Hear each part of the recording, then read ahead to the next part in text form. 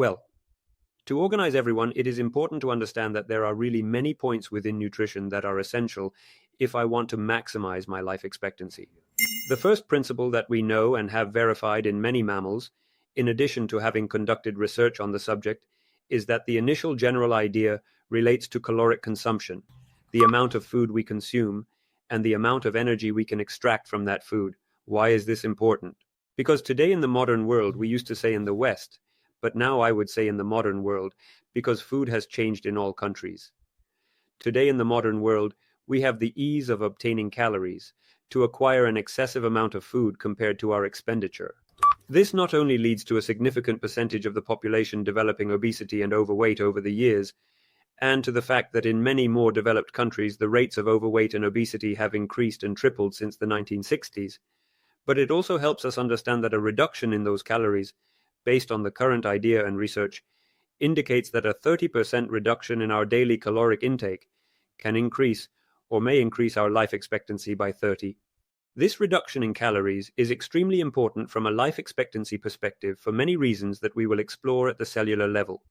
More than anything, it teaches us something practical that we can do today if we want to live longer, which involves reducing the amount of food we consume. This obviously needs to be compensated with other factors related to nutritional value, micronutrients, and macronutrients, which we will discuss now. But the first basic idea you need to take away is that moderate caloric reduction equals increased life expectancy. That is the first concept. The second concept relates to macronutrients. Macronutrients are the sources from which we extract energy. We have macro and micronutrients. The macros, proteins, fats, and carbohydrates, which are the sources from which we actually extract those calories I mentioned earlier, also have an impact on our life expectancy. Why? Because a high consumption of carbohydrates, for example, refined carbohydrates which quickly raise blood sugar levels, is often associated with a decrease in life expectancy. So it negatively impacts me. If I eat a lot of sugars, if I eat a lot of pasta, if I eat a lot of baked goods, if I eat a lot of sweets, it negatively affects my life expectancy. So the second obvious guideline that we can all follow is to reduce the glycemic index of our diet. Reducing the amount of foods that are high in those carbohydrates, rich in excessive sugars that cause fluctuations in our blood glucose levels, leading to spikes and valleys, moments of low blood sugar followed by very high blood sugar, triggers hormones like insulin and generates effects that are pro-inflammatory in our bodies, accelerating our aging and cellular damage. So, the second concept is that the third point relates to our protein consumption.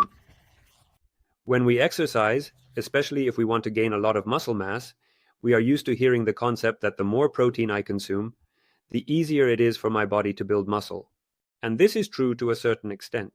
Studies indicate that there are limits where protein consumption makes sense, and there are places where really exceeding it hardly provides any benefit in terms of muscle building. But why is it important for longevity? Because while exceeding the ideal protein intake in terms of health can help us build more muscle and even reduce our body fat percentage. Unfortunately, excess protein activates a mechanism that we will discuss later, which affects our life expectancy, called mTOR, and accelerates aging at the cellular level. Why is this important? Because many of the guidelines that I will mention later, which increase your life expectancy, do exactly the opposite and block this receptor, thus inhibiting the cellular process that it triggers. But if I consume a large amount of protein, I stimulate this process. So, in terms of longevity, not in terms of bodybuilding, of course, in terms of longevity, what I want is a diet, moderate in proteins and low in fast carbohydrates. Not about carbohydrates in general, because there are many fibers that are beneficial for our health, but rather about fast carbohydrates. And what do you say about fats? There has been a lot of negative talk about them lately. Recently, I would say in the last 20 years, carbohydrates have been discussed very positively regarding fats. I believe that we need to seek a balance regarding this and understand that it really depends on the source through which I consume these foods. It is common to hear about ketosis today, which is a diet that derives 70% of our energy from fat. So, it is important to understand that neither fat is the phantom threat that was mentioned to you in 1990, nor are carbohydrates the terror that we should fear regarding our life expectancy. We need to understand that slow carbohydrates are beneficial for us. These are the ones we find in nature. Therefore, any food that I have not modified generally does not affect my blood sugar too much. But also in terms of fat, What needs to be understood is that most of the longevity hotspots on the planet have a low-fat diet. So, while today we consider it a good idea to consume healthy fats and to consume high amounts of healthy fats, it is important to understand that in places like Okinawa, the diet typically has less than 6% of calories derived from fat, and in some places like Papua New Guinea, the reduction is even greater. Thus, we see long-lived populations with low fat consumption, while at the same time we are finding benefits from high-fat diets like ketogenic diets, which have substantial evidence regarding cognitive performance and weight loss, but we still do not know what happens in terms of longevity. So, if my question is how to manage these macronutrients in terms of longevity, I want slow carbohydrates, I want a diet moderate in proteins, and in terms of fats, I want a diet that is not high in fats, but rather rich in anti-inflammatory fats, healthy fats, such as those rich in omega-3 and very low in omega-6. And generally speaking, I want to consume less fat than I initially imagined if I follow, for example, a ketogenic diet. That is in terms of macronutrients. In other words, the second point relates to the macros and the balance I have of macros to live longer. And the third point within nutrition, which is central, relates to micronutrients and the nutritional deficiencies we have today, which are severe and affect our quality of life. Why? Because when I consume minerals or when I consume vitamins, what I need to understand is that my body needs those substances to carry out many effects in the body, many mechanisms that have to happen and function correctly, which allow me to produce energy, allow me to think, allow me to perform muscular activity, and enable a lot of processes. And if I don't have these micronutrients, I will affect my body's ability to carry out those actions. The best example I can give you of this is to understand that due to the overexploitation we have of the land, we lose an amount of fertile square kilometers the size of Nicaragua each year. And this is reported by the United Nations. It is not a rare report, nor is it a difficult report to find. So, we have to understand that the food we consume today does not have the same amount of micronutrients due to land exploitation as the food we consumed in 1930. In fact, many nutrients, such as iron in spinach, have reduced their percentage, availability, and total amount dozens of times. It is therefore logical to encounter situations today where more and more people are experiencing nutritional deficiencies and end up resorting to or needing a supplement to compensate for those values. But the basic principle you need to keep in mind regarding micronutrients is to create a varied diet, as rich in micronutrients as possible per calorie consumed. I want the maximum amount of micronutrients possible. And what I need to ideally understand if I want to function optimally is that there is a certain amount of magnesium, potassium, vitamin B, or any of these micronutrients that I need. And the more optimal the range in which I have that substance stored in my body or functioning in my body, the less risk of diseases and the less risk of malfunctions, to put it in some way, technical malfunctions I will have. So, in practical terms, what I want is ideally to measure all these substances and, within my possibilities, whether through diet or supplementation, bring these nutrients to their optimal values. Well, there is a concept that is unfortunately quite lost today, which has to do with the fact that your body needs more traditional nutrition. Why do you need more traditional food? Because you have been evolving for, at this point, hundreds of thousands of years and have adapted to a certain type of food that you later changed. So, from that point on, our ability to extract nutrients changes significantly. Our capacity to effectively process many of those nutrients changes a lot, and therefore, the functioning of our digestive system changes. The first basic idea that we need to understand, which most of us have stopped doing, and those who have realized this are starting to regain these old habits, is to understand, for example, when we consume animal products, which parts of the animal are more beneficial to us than others. Why? Because we find that most of us, if we consumed animal products, only consumed the muscle, not knowing that actually consuming parts of the connective tissue increases the amount of collagen available in our bodies and also helps keep our joints functioning better. In the same way, today you know that you can take collagen supplements to improve your joint health and to prevent, for example, cartilage loss in your joints at 50 or 60 years old.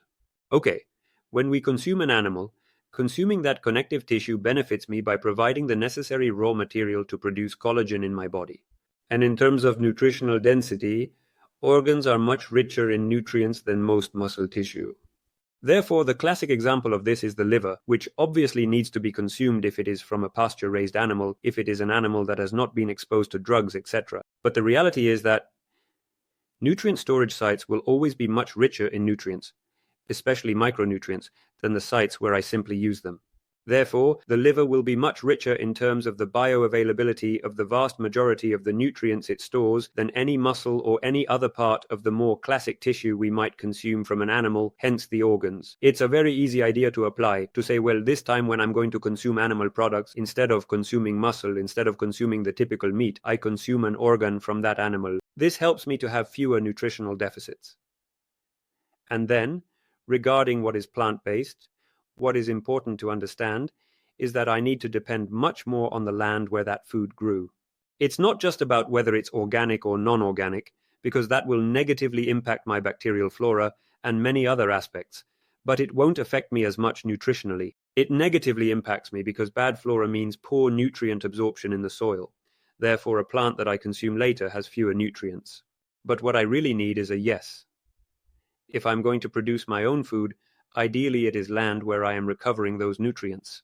And if not, there are many processes like permaculture or agroforestry, or various processes that promote a normal cycle, a biocycle of the land and the surrounding plants, to avoid extensive plantations that deprive the soil of certain nutrients, such as phosphorus or potassium, and consequently reduce not only the fertility of the soil, but also the amount of micronutrients that I will end up consuming. Therefore, ideally I want, at least at the level of plants, a diet that is as varied as possible to ensure that this nutritional loss I have in a field that is normally used for soy or whatever is compensated by this other plant. So I want variety. I want it to be organic if possible, and I want it to come from land that has been enriched, which has been allowed to naturally enrich itself to provide the micronutrients that I really need. Of all the nutritional losses and suboptimal values in my body, I'm not even talking about deficiencies anymore, but suboptimal values increase the risk of diseases, thus negatively impacting my longevity. A classic example of this is that normal but relatively lower values, even though they are within the normal range that I need in my blood, increase my risk of dementia compared to the optimal value, which is much higher and around 700 or 600. So if I find myself with a deficiency in this substance, I will have a greater negative impact that indirectly affects my life expectancy because it increases my risk of diseases. It is true that there are nutrients that are more associated with life expectancy, such as magnesium, potassium, omega-3, etc. But it's not so much about understanding and saying, well, these are the key supplements, etc. Rather, as you mentioned, Alfredo, it's about understanding that there is currently a deficiency that affects the vast majority of the population. A typical case of this is vitamin D. Supplementing with vitamin D at adequate levels, achieving normal vitamin D values, and avoiding the deficiency that occurs in the vast majority of people reduces the chance of mortality from diseases by 7%, due to non-traumatic causes. This means that any infection I catch, any metabolic condition I develop, will have a lower risk of ending my life if I have good vitamin D levels than if I do not. 7% for any non-traumatic cause is a lot, simply to compensate for a deficit. So is vitamin D magical? No, what happens is that most of us are deficient in vitamin D. The same happens with magnesium, which is widely discussed on the internet regarding its benefits. What you need to understand is that these are not benefits of magnesium per se. They are benefits of having the correct magnesium levels, and most of us do not have them. Just as there is no nutritional recommendation where I can tell you to follow a specific diet because that diet is the wonderful answer that will solve all your problems, my advice is based on where you live, your age, and your laboratory tests that show what nutritional deficiencies you have, which nutritional recommendation I will propose to you. I would not recommend someone with a severe vitamin B deficiency to adopt veganism under any circumstances, and I would not advise someone with familial hypercholesterolemia to follow a ketogenic diet for the same reason. It is important to understand that intermittent fasting is also personalized and has its guidelines that determine when fasting is ideal, and when what I am doing is more related to what I learned or the information I consumed, rather than being the most beneficial for my situation. What does this look like? The first thing we need to understand is that intermittent fasting is variable and does not necessarily relate to calories. Fasting does not imply that you have to reduce the calories you consume. It helps me do it if I want to lose weight. If I have only one meal a day, it is very difficult to consume all the calories I need in that one meal. In fact, it is one of the major weaknesses of OMAD as a diet, the one meal a day diet within fasting. Now, What we do understand about fasting is that it is not the same when I seek fasting for benefits related to longevity as it is for benefits related to weight loss or benefits that involve certain metabolic patterns. Why? Because generally speaking, if I impose a restriction where I exceed 18 hours at least, my body begins a process called autophagy, where it basically consumes old proteins, recycles them, and transforms them into new proteins. This helps to increase your life expectancy. Why? Because it keeps cells functioning for more years. You're going to take longer. Since you renewed the parts of that old car, it's going to take more time for that car to stop working. That is the basic principle of autophagy, which is activated between 16 and 18 hours, depending on your diet and your habits. And above all, there are many mechanisms that accelerate this process. So, if I want longevity, I definitely want to exceed 18 hours of fasting. August 16 is a very common fasting model that promotes fat loss, supports good energy levels, and has many benefits in terms of cardiovascular health and disease prevention, but it does not have as much impact on longevity. In terms of longevity, I want to extend my life expectancy. To generate this autophagy process, I need to stimulate the production of stem cells, and that requires even more hours of fasting. Therefore, in terms of longevity, I want to maximize intermittent fasting as much as possible. That doesn't mean it's my recommendation for everyone, because you might say, well, what will give me the best results in terms of life expectancy with intermittent fasting is 1 meal a day, which is true. But it may not necessarily be the most beneficial for you because you are creating a significant nutritional deficit, as you are not consuming the amount of food you need, and that ultimately impacts you more negatively than this. So, the basic idea that we all need to understand is that more than 18 hours already guarantees that the autophagy mechanism in my body has started.